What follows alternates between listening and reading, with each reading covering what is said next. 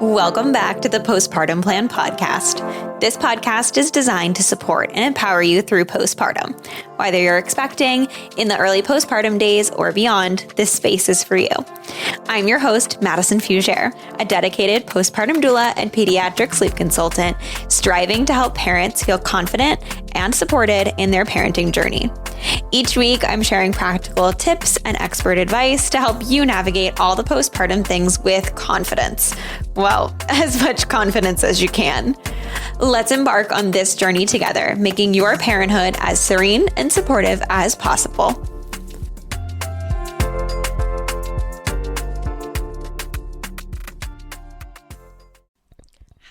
Hello, everybody, and welcome back to the Postpartum Plan.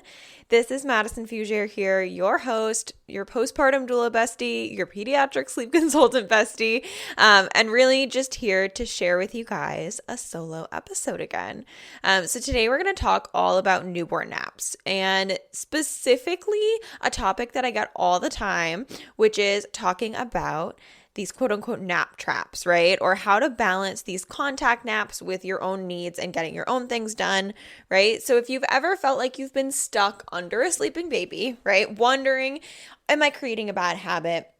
How am I supposed to get things done? I know I'm supposed to enjoy these moments, but also, teach them good habits and be able to have my own life as well. And yeah, the big one, am I spoiling my child by doing this? Am I creating a bad habit? Well, newsflash here, you are not. It is so biologically normal, and we're going to get into that some more on the episode today.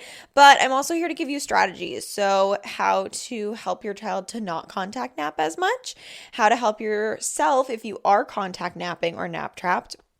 And then the big one that I hear, I want the option of putting my kid down, right? How do I balance the naps that are contact naps with the naps that are not contact naps, right? So before we dive into my tips and tricks and my ideas behind all of this, let's talk about what the heck is a nap trap. If you're a new parent, you may or may not have heard of this phrase. If you have been a parent for a little while or have scrolled the depths of social media, you probably know exactly what I'm talking about. But the idea of a nap trap is that your child really only sleeps and sleeps well when they are on you. So they are physically trapping you. Whether that means that your child is contact napping, just sitting on your chest, whether that means that you're lying down and you ended up co-sleeping and you're together, whether that means that you have to use a carrier, whatever it may mean, having your child need to be skin to skin, basically, or attached to an adult human body to sleep or sleep best is considered a nap trap because you are physically getting trapped while they're napping. So the truth behind these contact naps, which is what they're also known as, right? Nap trap is just kind of the funny phrase we've tagged to it, is that they are normal, they are beneficial, and often they are truly the easiest way to get your kiddo to sleep. And most of the time they will sleep a lot better when they're connected to you. Wow, my words are tripping up this morning. So I hear a lot of people saying, yeah, my kiddo will only nap, 20, 30 minutes in the crib if that, or they'll fall asleep in my arms. And when I put them down, they wake right up. But if I, contact nap or I have them napping on me, they'll sleep upwards of 2 hours. And that is so biologically normal. So let's get into that science of it, right? So if I'm saying that's biologically normal, why? Why is that, right? So sleep cycles are typically about 20 to 45 minutes, depending on the kiddo. And that's why a lot of the time you hear about kiddos that are only sleeping about 20, 30 minutes or so in the crib or wherever they are by themselves. And then they wake up and people say, oh, my kid just takes short naps. When in reality, like we've talked about in past episodes here, that's just their sleep cycles. So newborns only have 2 types of sleep. They have super light sleep where they are easily awoken. You often will hear of that as active sleep or light sleep. That's when they'll cry or call out, and then by the time you get to them, they're actually still asleep. They talk a lot in their sleep. They'll kick, they grunt. And then they have the deep REM sleep like we do as an adult. And they don't turn into all of the normal adult sleep cycles until they are about 3 months old, between 3 and 4 months. And that is when you see that dreaded 4-month sleep regression. So all of that to say, we'll loop it back to what we were actually talking about, and I won't go totally on a tangent. But yeah, so having those short sleep cycles and having that a lot of light sleep means that a lot of the time, if children are being helped to sleep, they need help falling back into deep sleep, which is why most children that are placed in the crib, if they're helped and rocked to sleep, wake very quickly after. Versus if you are on a caregiver, if you are contact napping, children have a really easy time connecting back into their deep sleep because they're in that space that they fell asleep in. They're using those tools that they fell asleep using, and it's very easy to fall back to sleep. Which also brings us to the fact that babies are still co-regulating, right? We call the first 3 months of postpartum the fourth trimester for a true reason, right? For these birthing people, but also for the newborns. And internally, both of your bodies truly feel like they are still a dyad. So they are physically feeling like they need to be together. They need to be reliant on one another. And newborns strictly regulate, right? They co-regulate. They're not able to self-regulate or self-soothe that early, right? That's why we go in and we help them. We don't do sleep training too early. And that's because they're co-regulating. So that means that your warmth, your heartbeat, your smell, the feeling of your skin, all of these things are things that babies are going to find soothing, calming, and help them to co-regulate and stay asleep longer. That also goes to our other part of the sleep cycles, also connects to circadian rhythm. So just like sleep cycles, sorry, I forgot what the word I was going to use there. Like sleep cycles, babies don't understand our circadian rhythm, which is their 24-hour clock, until that 3-4 month range as well. So they have no idea days versus nights. So they rely on external cues, right? They rely on movements, they rely on feeding, they rely on their senses to understand what's going on around them. And so a lot of the time, that's why you have to kind of like coerce your child into taking a nap. We have to kind of get them to understand what is the things that they actually need to be doing and what's going to make them feel good, right? So all of that to say, if your baby only naps on you right now, it is not something that you're doing wrong. It is totally normal, but we obviously want to work on getting you the opportunity to, do other things as well. So let's get into it. I have 4, I believe, different thoughts and ideas that can help you with this. So we're going to try to balance these contact naps while also giving you some time to get what you need done as well. So the first thing that we're going to talk about is how do we balance this? How do we choose when to contact nap versus when to actually try and put our kiddo down? So the first thing of that is you don't have to ditch your contact naps entirely, right? Yes, when we practice falling asleep and staying asleep in the same manner over and over, practice makes perfect. However, we don't want overtired children that are going to be super fussy, especially in this newborn stage. So if your little one, naps for 30 minutes and in the crib and then they wake up, it's totally okay and probably great to pop them into a carrier or contact nap with them to help them extend that nap into a longer nap, which is what I call a rescue nap. I will also say if you're trying to get your kiddo to start sleeping in a crib or a bassinet on their own, the best nap of the day to do that is the first nap of the day. Children are still pretty rested after a full night of sleep, whether that mean that they're waking up to feed or not, but I just mean a night of sleep, not just a nap. And so giving them the opportunity for that first nap to be in the crib is really helpful because as they go throughout the day, they become more overstimulated, they become overtired. And so being able to do that first nap of the day is normally where you'll see the most success. So that's a great place to start. I will also add, right, we're going to add a practical tip here. Yes, we've talked about it a little bit, but if you haven't tried out a baby wearing apparatus, a baby carrier of some type to do these contact naps, I strongly suggest it. It's going to be able to give you a little bit more freedom, which is really what we want to look for, right? We want to be able to give you guys a little bit of life back, a little bit of ability to accomplish whatever you want to accomplish. So, you can't shower with a baby carrier on, but you could do the dishes. You could get some lunch made for yourself. You could feed yourself. You could pop some headphones in or even put the TV on and still watch a show. So those types of things are very doable with a baby carrier on, and so that helps you have a little bit more movement and freedom to the contact nap.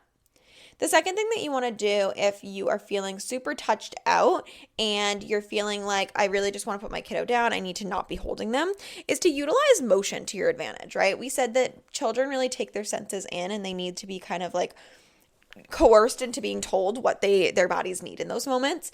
And so instead of just sitting in a rocking chair or sitting on the couch and holding your baby, let's try to move them to another place. So places like that may be a stroller nap, a car nap. Some people have cribs like or bassinets like the Snoo or the Cradle Wise that bounce or move, and those are great options. The one thing that you do want to be aware with this motion option is some people will then pop their kiddo into a swing or a bouncer or a rocker or something like that. And as long as your kiddo is awake, that's totally okay. But once they do fall asleep, you're going to be wanting to transfer them. So that may or may not work for your child. When you transfer them, they may stay asleep, they may not. So definitely something you can give a try to. But if your kiddo is sleeping in a rocker or a bouncer or something like that, you want to be extra, extra careful and take them out because it isn't a safe sleep space. And the angle in which your child is in can cause silent asphyxiation. And so we don't want that to happen either. But yes, movement can really help to keep your kiddo asleep just like how they would if they were in a contact nap. That constant movement is going to help them lull their light sleep into dark sleep. Whoa. Their light sleep into deep sleep. That's the word I was looking for. And so over time, we'll definitely want to reduce the amount of movement or reduce the intensity of the movement to help you get your kiddo to get those independent habits. But it's a great trick and tip to use in the meantime. The next thing is talking about how do we transfer when we transfer kiddos down, right? If you're rocking your kiddo or they fall asleep in the swing and we're going to move them, let's talk about, the best way to try and put your kiddo down. First off, you want to try to see if they are super little, if you can have them swaddled beforehand. So if you're going to plan to try and put your kiddo down, but you're going to rock them to sleep, make sure they're swaddled nice and tight and then on your chest or wherever they are. If they are upright, like with their head on your chest, I do suggest trying to lay them flat, kind of in your arms first. I normally will hold them football hold, so put their head in my hand, tuck their legs under my arm, and hold them that way. And at that point, then what we'll be able to do is have them in that more of a flat motion rather than going right from your chest to laying flat. They're warm, they can hear your heartbeat. It's a big transition, so trying to break that transition up a little bit. If you're rocking them or anything like that, you should be good to go. Now, when we're putting them down, we want to wait for their deep sleep if you're going to be putting them to sleep, down asleep. So about 10, 15, sometimes even 20 minutes, you want to look for their hands to be relaxed if you can see them. You want for them not to be like twitching or anything. We want them in that kind of like a dead baby weight phase, right? Where you could pick up their arm and drop it and it would really flop. You could attempt to do this by like, say, rubbing their cheek or their nose, see if they kind of react. You want to kind of test their reaction times, things like that. Now, when we're actually putting them down, what we're going to do is place one hand behind their neck and one hand under their booty. And this way you can place them down butt first. So you want your hand with their butt to be down onto their crib space first. Then you can remove that hand and then we're going to slowly put their head down. By putting their butt and their feet down first, that makes them feel sturdy, then their head. If we put them all down at once or even put their head down first, it's going to make them feel like they're upside down and they're falling. So what we want to do is stabilize their feet and their butt so they feel secure, and then you can slowly kind of like lay them down. The second thing to do is if you notice your kiddo after you do that is kind of fussing and starting to wrestle in their sleep, you can place a hand on their cheek. You could place a heavy hand on their chest. You could begin to rock them side to side or tap their hip. The other option to do too is you could lay them onto their side facing away from you. Babies, as they start to see longer, farther away, they're going to look for faces, and that's what's going to wake them up. So a lot of people will turn them away from the adult that's putting them down, having them face like a blank wall, letting them fall asleep there, and then rotating them back onto their back once they've fallen into sleep. So that's a great way to transfer your kiddo. That seems to be what I've found is the best way to do it. And then overall, just remembering that if your kiddo then falls asleep in that crib, they only fall asleep for a short period of time, recognizing that that probably doesn't mean they're ready to be awake. It likely just means that they are struggling to connect their sleep cycles. So then going in, either helping them fall back to sleep in the crib by offering some of those same mechanisms that we just talked about, tapping, shushing, hand on the chest, facing the wall, etc., or being prepared for that to, after those 30 minutes, go in, contact nap for the rest of that nap, or have a stroller or a bassinet or a stroller or a car seat or a baby carrier ready to help extend that nap. And those are what I call rescue naps. So there's definitely more information about that in here, but on this podcast that you can definitely check out. But that is my big 4 tips when it comes to helping you guys get those nap traps under wraps, right? Let's be real. They are real. They are stressful sometimes because you do feel like you're not getting a lot done. You wonder, like, am I doing things right? And like I said, it's super normal. And I bet everybody else that you would talk to would agree that they've done the contact naps. They're not a bad habit, especially in the early days. You're getting your kiddo the sleep they need. As long as you are not feeling so tapped out that it's troublesome for you. And then as they get older, we can definitely work on independent sleep habits.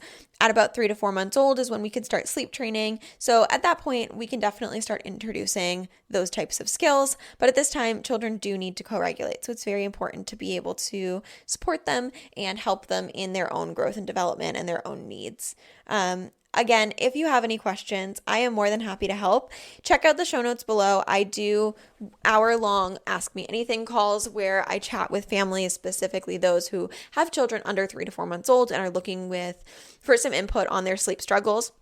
I'm more than happy to offer those. And I also do sleep packages virtually for those of you who have kiddos that are older that maybe were nap trapping, contact nap babies and are now struggling to sleep independently as they've gotten older. So I'm more than happy to help with that.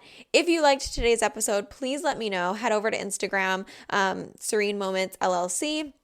And let me know how you liked the episode, what other episodes you want to hear soon, especially for solo topics. And yeah, don't forget to subscribe, leave a review, and I will see you next week for the next episode of the Postpartum Plan. Have a good one, guys. Thank you so much for tuning into the Postpartum Plan podcast. I hope that today's episode brought you support, relatability, and valuable insight. Remember, you're not alone on this journey. If you enjoyed the show, please subscribe and leave a review and share with any of your prenatal and postpartum friends and family. Your feedback helps us reach more parents seeking support. And if you're looking for additional resources, please feel free to connect via Instagram at Serene Moments Doula for constant information, tips, and tricks, or check out my website, www.serenemomentsdoula.com. See you next week.